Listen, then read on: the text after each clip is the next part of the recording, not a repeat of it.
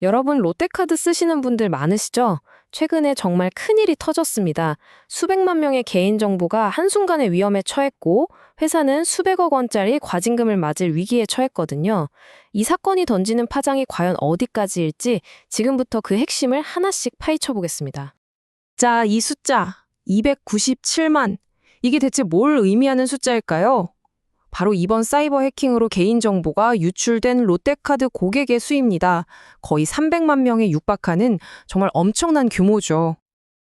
자, 그럼 첫 번째로 도대체 무슨 일이 있었던 건지 사건의 개요부터 한번 짚어보죠. 때는 2025년 8월 중순이었어요. 무려 297만 명의 고객 정보가 털린 건데요. 근데 여기서 더 심각한 건 이 중에 28만 명은 특히 위험도가 높은 민감 정보가 유출된 피해자로 분류됐다는 점입니다.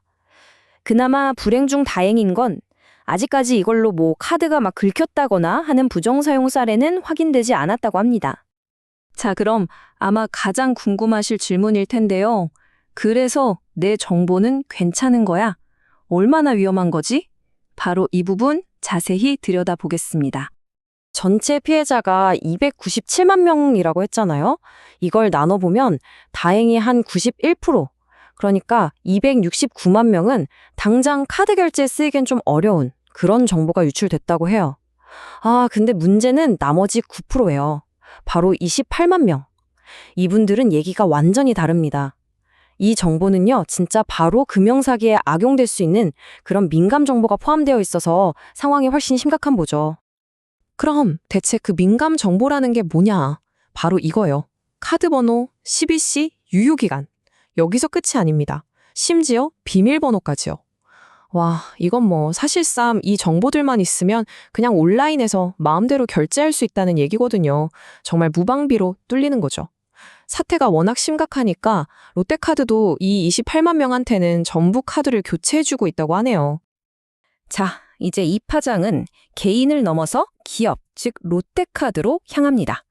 이번 사태로 롯데카드가 직접적으로 맞게 될 재정적인 타격, 바로 수십억 원짜리 과징금 폭탄입니다. 아니, 어떻게 과징금이 그렇게나 많이 나올 수 있냐고요? 바로 이 정보통신망법이랑 금융당국의 무관용 원칙 때문입니다.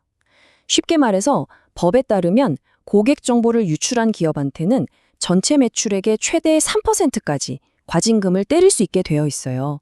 그러니까 보안사고 봐주는 거 없어 하는 강력한 신호인 셈이죠. 이 과징금이 얼마나 큰지 감이 잘 안 오실 텐데요. 이걸 알려면 롯데카드가 작년에 돈을 얼마나 벌었는지 한번 봐야겠죠. 2024년에 롯데카드가 벌어들인 순이익이 바로 1,354억 원이었습니다. 자, 작년에 1,354억 원을 벌었어요. 근데 이번에 맞을 과징금이 보이시죠? 최소 270억에서 많게는 800억 원까지 나올 수 있대요. 이게 무슨 뜻이냐면 작년 한 해 동안 진짜 열심히 벌어들인 돈의 20%에서 많게는 60%가 그냥 이번 사고 한 방으로 날아갈 수도 있다는 거예요. 와, 이건 정말 어마어마한 타겟이죠. 하지만 여러분, 돈이 전부가 아니잖아요. 어쩌면 돈보다 더 무서운 건 바로 눈에 보이지 않는 것들을 잃는 거죠. 바로 고객의 신뢰 같은 거요. 지금부터는 흔들리는 회원 기반과 신용도 문제를 한번 짚어보겠습니다. 롯데카드가 2019년에 팔린 다음에 진짜 공격적으로 마케팅하면서 회원을 엄청 늘려왔거든요. 보세요. 2020년에 731만 명이었는데 꾸준히 늘어서 올해 6월에는 807만 명을 넘었어요. 이게 몇 년에 걸쳐서 정말 힘들게 쌓아올린 성과란 말이죠. 그런데 말이죠. 이번에 정보가 유출된 사람이 297만 명이라고 했잖아요. 이게 그들이 그렇게 공들여 모은 전체 회원의 무려 31%에 해당하는 숫자입니다. 와, 그러니까 회원 3명 중 1명은 당신 정보 유출됐습니다 라는 통보를 받게 된 거예요. 이건 몇 년간 힘들게 쌓아올린 신뢰의 탑이 그냥 한순간에 와르르 무너질 수도 있는 그런 위기인 셈이죠. 이 사건은요, 그냥 롯데카드라는 한 회사의 문제로 끝나지 않습니다. 지금 우리가 살고 있는 이 데이터 시대에 어쩌면 영원히 끝나지 않을 그런 질문을 우리 모두에게 던지고 있어요. 수백억 원의 과징금, 또 카드 다시 만들어주는 비용, 보안 시스템 강화하는 비용, 이런 건 전부 숫자로 계산이 가능하죠. 하지만 말이에요. 이 질문, 신뢰를 잃는 비용은 얼마일까?